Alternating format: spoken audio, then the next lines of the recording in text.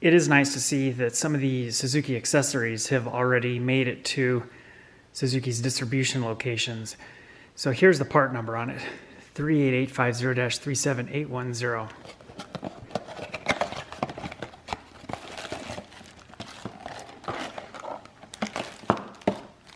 Here's a little instruction sheet, and then we have a bag of hardware, a couple zip ties, and some various little bits and pieces. And here's a little cable secure thingy, and then here's the actual power port. So you can see here that it comes with its own mounting bracket. It's plug and play. So behind the headlight, from what I understand, there's a connector on each side of the headlight, and then here is either a little fuse or a circuit breaker. And here's the cable, a connector in that plugs into the bike harness. This little sheet has a QR code, so you can snap that with your smartphone and download the manual. So this doesn't take you directly to the manual itself. It takes you to a web page where you have a whole bunch of different models of Suzuki motorcycles and whatnot. And then you click on your particular model of motorcycle, and then under each model, then it has all the links to manuals for the various accessories. So I just downloaded this manual on my computer and printed it. First page just shows us all the parts. Second page shows us the tools that we need. And the third page is kind of useless. It just lists a bunch of warnings. And then the actual process starts on page 4. So we're going to remove the headlight shroud. Then we're going to pull out the little plastic plugs that go into the bolts on the handlebar clamp.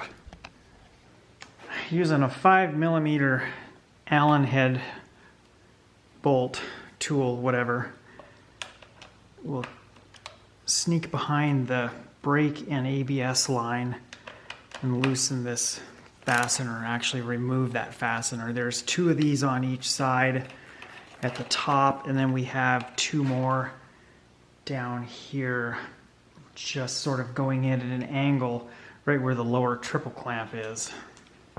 And those lower bolts, we have 1 on each side. It's right up in here, so I just went right under here with the tool. And then this should just pull right off. Yes, it does. So we have 4 tabs with these little nut plates on them. With the kit, there's a little label. We stick it right lined up at the bottom edge.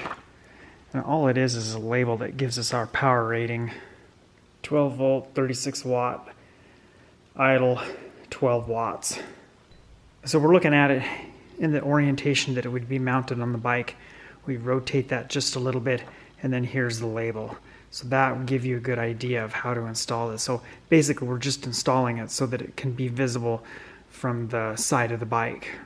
If we had it on here, then it would be pretty much hidden by everything. And then we take this little plastic clip here, clamp, snap it over, and then we line this up with the rubber cap, just like that.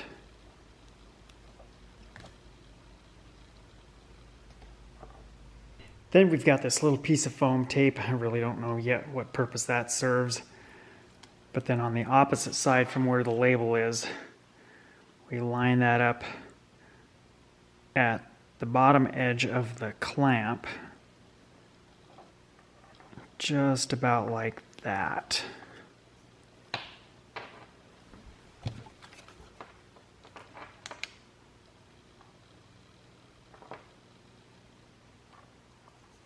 And I have it pretty much even with the back of the clamp here.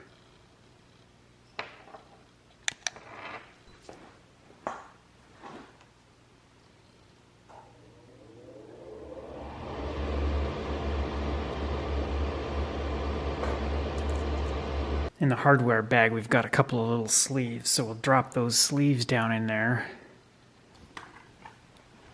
And then situate this in place. I always use blue thread lock on any bolt that I remove. This is a gel style thread lock, and it works really good because it's pretty much mess free.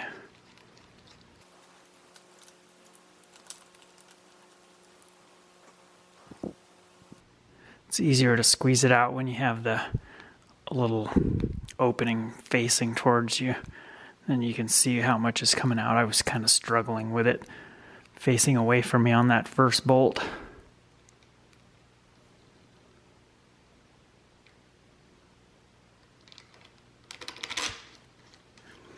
Now I'm just gonna put these tight, hand tight for now, and then we'll move the camera around and take a look at the wiring and whatnot. There's somebody else on the internet that has a DR-Z4S and has already started doing upgrades to it. Mentioned that there was 2 auxiliary power connectors, but I've been looking around back there and I only see 1. And where I found it at is right here. So it's down here towards the bottom of the headlight on the right side, and it's a harness with a connector, and then there's a blanking plug in that to waterproof the connector. So we got to manipulate the wiring harness a little bit and pull that plug out. For the wire routing, what I have done, and this is what it appears the diagram shows, is the wiring is routed down here behind the clutch cable. And then I have it routed down between this bracket, which is what the headlight shroud mounts to, and then this bracket. So I just kind of tucked it in like that. I wanted to actually get it back behind this big harness, but there's way too small of a space to try to jam everything through there because of that big fuse holder. And then it just kind of comes out here. I have one of the zip ties right there. The next zip tie is just a little bit below that.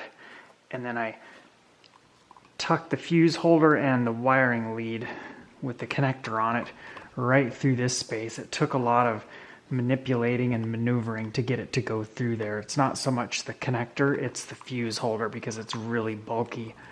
And then we just kind of stuff the wire up there, and then I kind of did a loop here where it comes out this way and then loops up and then comes up and connects to the connector. Now I could also put another zip tie right there, and then the fuse holder is just jammed back here right below the headlight. And that pretty much wraps up the project. I'll just go ahead and get the headlight shroud mounted back in place, get those bolts tightened, and I'll also put some blue thread lock on them and then tighten up the handlebar bolts, and we're good to go.